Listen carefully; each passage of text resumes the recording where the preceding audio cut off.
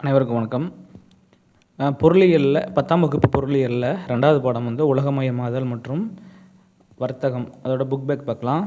சரியான விடையை தேர்ந்தெடுக்கவும். 1. உலக வர்த்தக அமைப்பின் தலைவர் யார்?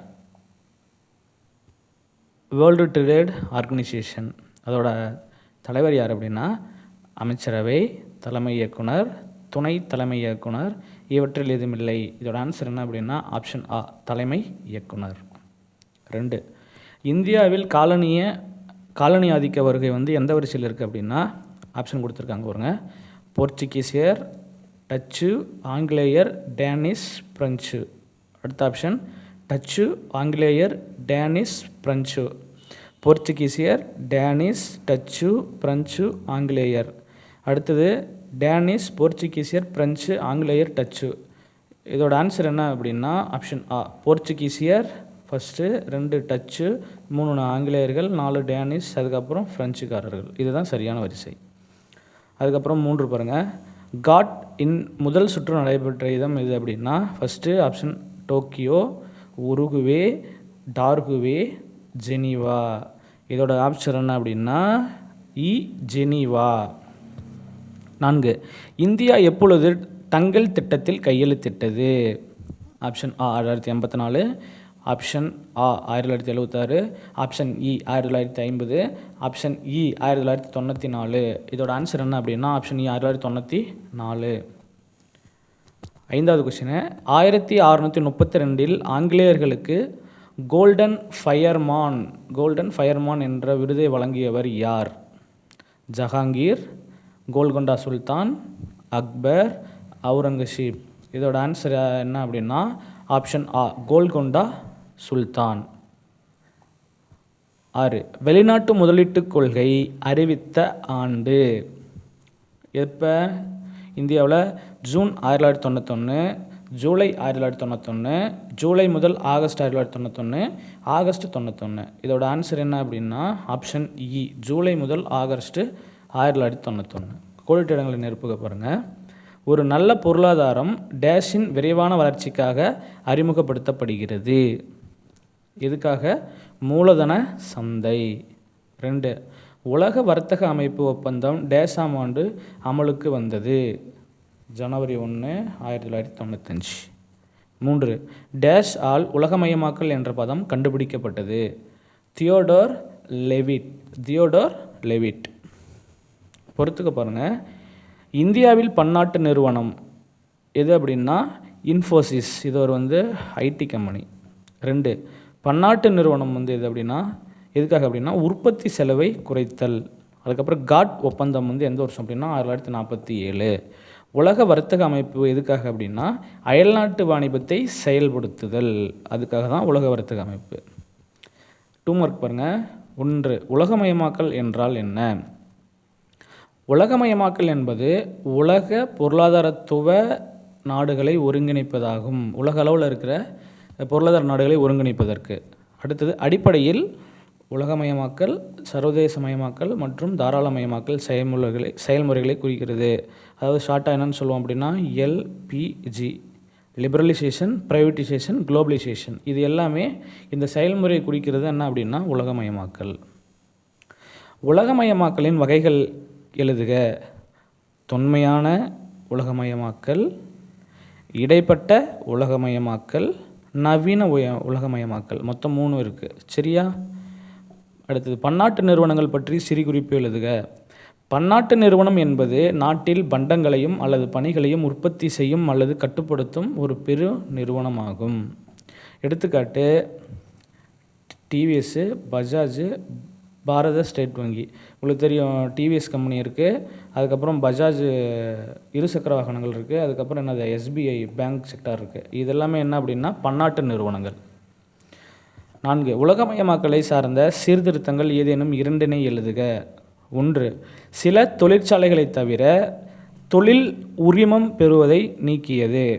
அடுத்தது பொதுத்துறை நிறுவனத்திற்காக ஒதுக்கப்பட்ட தொழிற்சாலைகளின் எண்ணிக்கை குறைக்கப்பட்டது. அடுத்தது 5. நியாயமான வர்த்தகம் என்றால் என்ன? நியாயமான வர்த்தகமானது சிறிய விவசாயிகளை உலகளாவிய சந்தையில் முழு ஈடுபாட்டுடன் பங்கு கொள்ள நுகர்வோருக்கு அதிகாரம் அளிக்கவும் கொள்முதல் செய்யவும் அவர்களின் மதிப்பை ஆதரிக்கவும் நோக்கமாக கொள்ளும் ஒரு வழிமுறையாகும்.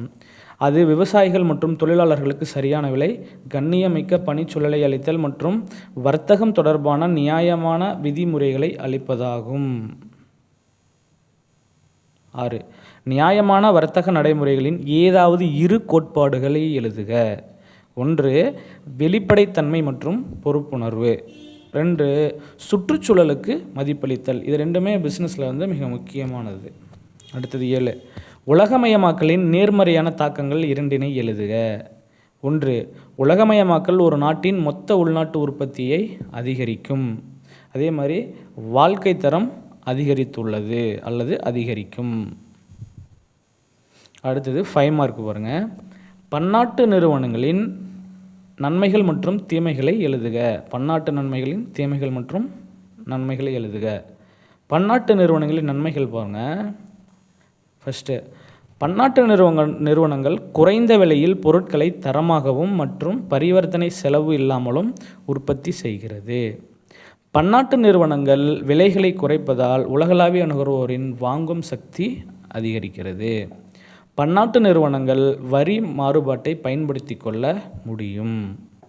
பன்னாட்டு நிறுவனங்கள் உள்ளூர் பொருளாதாரத்தில் வேலைவாய்ப்பினை ஊக்குவிக்கின்றன. அடுத்தது தீமைகள் பாருங்கள்.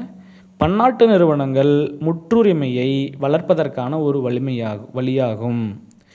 பன்னாட்டு நிறுவனங்கள் சுற்றுச்சூழலில் தீங்கினை உருவாக்க வாய்ப்புள்ளது. இது அதிகமாக நடக்க வாய்ப்பு இருக்குது. ஒரு நாட்டின் பொருளாதாரத்தில் பன்னாட்டு நிறுவனத்தின் அறிமுகம் சிறிய உள்ளூர் வணிக வீழ்ச்சிக்கு வழிவகுக்கும். இதுவும் முக்கியமான காரணம். பன்னாட்டு நிறுவனங்கள் ஒழுக்க நெறிமுறைகளை மீறுகின்றன. அவர்கள் தார்மீக சட்டங்களை குற்றம் சாட்டி மூலதனத்துடன் தங்கள் வணிக செயல்பாட்டினை திருப்பிக் கொள்வதற்கும் முனைவர். அடுத்தது உலக வர்த்தக அமைப்பு WTO பற்றி எழுதுக. காட் உறுப்பு நாடுகள் 1994 ஆண்டு ஏப்ரல் மாதம் உலக வர்த்தக அமைப்பை அமைப்பதற்கு உருகுவே சுற்றின் இறுதி ஒப்பந்தத்தில் கையெழுத்திட்டன.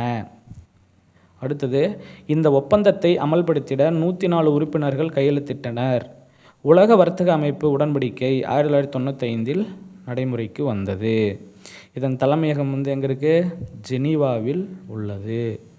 அமைப்பு தலைமை இயக்குனர், 4 துணை தலைமை இயக்குனர் மற்றும் 80 உறுப்பு நாடுகளிலிருந்து தேர்ந்தெடுக்கப்பட்ட 600 அலுவலக ஊழியர்கள் இதன் உறுப்பினர்களாக உள்ளனர். இதன் நோக்கம் வணிகத்தினை கட்டுப்படுத்துதல் மற்றும் அயல்நாட்டு வாணிபம். உலக வர்த்தக அமைப்பின் குறிக்கோள்கள் என்னென்னா, 1. அயல்நாட்டு வாணிபத்திற்கான விதிகள் அமைத்தல் அல்லது செயல்படுத்துதல். 2. வர்த்தக தாராளமயமாக்கலுக்கான பேச்சுவார்த்தை மற்றும் கண்காணிப்பதற்கான ஒரு மன்றத்தை வழங்குதல். 3. வர்த்தக தகராறுகளை கையாளுதல். 4. நிலையான முன்னேற்றம் மற்றும் சுற்றுச்சூழல் ஆகிய இரண்டையும் ஒன்றிணைத்து அறிமுகம் செய்தல். உலக வர்த்தகத்தில் வளர்ந்து வரும் நாடுகளின் ஒரு சிறந்த வளர்ச்சிக்கு பாதுகாப்பாக இருத்தல். முடிவெடுக்கும் செயல்களின் வெளிப்படைத்தன்மையை அதிகரித்தல். முழு வேலைவாய்ப்பை உறுதிப்படுத்துதல் மற்றும் பயனுள்ள தேவையை அதிகரித்தல். 3. உலகமயமாக்கலின் சவால்களை எழுதுக. உலகமயமாக்கலில் நன்மைகள் அனைத்து நாடுகளுக்கும் தானாக கிடைப்பது இல்லை. 2. வளர்ந்து வரும் உலகில் உலகமயமாக்கல் உறுதியற்ற தன்மைக்கு வழிவகுக்கும் என்பது ஆச்சரியத்திற்குரியதாகும். 3.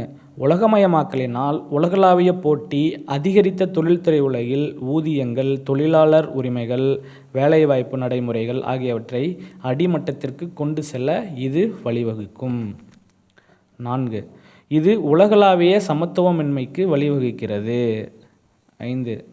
உலகமயமாக்கலால் குழந்தை தொழிலாளர் மற்றும் அடிமைத்தனம் போன்ற நடவடிக்கைகள் அதிகரித்துள்ளது. 6. மக்கள் அதிகமாக துரித உணவுகளை உட்கொள்கிறார்கள், அதாவது ஃபாஸ்ட் ஃபுட்டு. இதனால் உடல்நலக்குறைவு மற்றும் நோய் பரவுவதற்கு இது வழிவகுக்கிறது. அடுத்தது 7. உலகமயமாக்கல் சுற்றுச்சூழல் பாதிப்பை ஏற்படுத்துகிறது. அவ்வளோதான். இதோட 3 கொஷின் இருக்குது. அவ்வளோதான், இந்த பாடம் முடிஞ்சுது.